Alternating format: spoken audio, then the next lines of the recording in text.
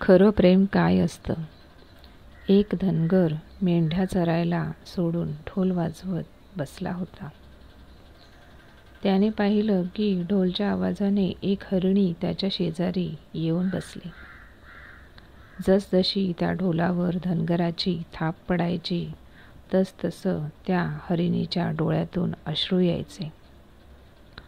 1 दिवस गेला, 2 दिवस गेले, 3, 4, 5 दिवसामागून दिवस गेले, पण परिस्थिती काही बदलत नव्हती.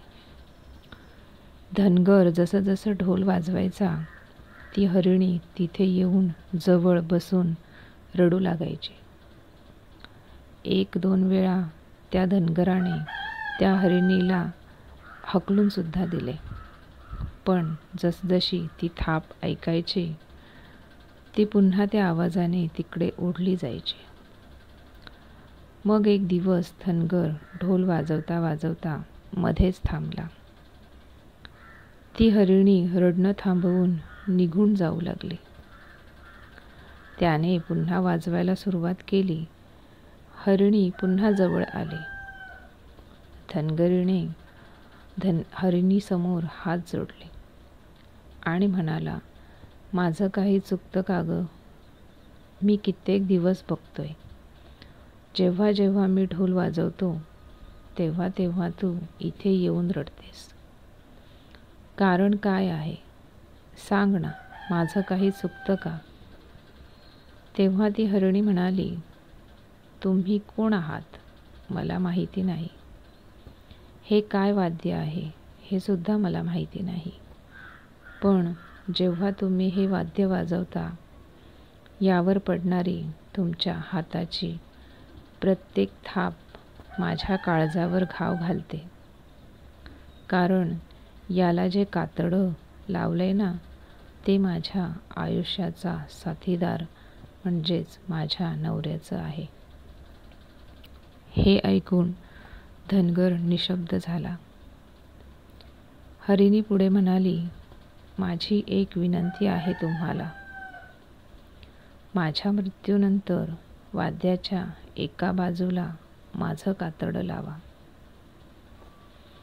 कारण या वाद्यातून मनाला परमोच्च सुख देणारे संगीत तेव्हाच बाहेर पडेल जेव्हा दोन्ही बाजूंनी ढोल तितक्याच लयमध्ये वाजवला जाईल. म्हणजेच त्याच्या एवढं दुःख मलाही सहन करावं लागेल.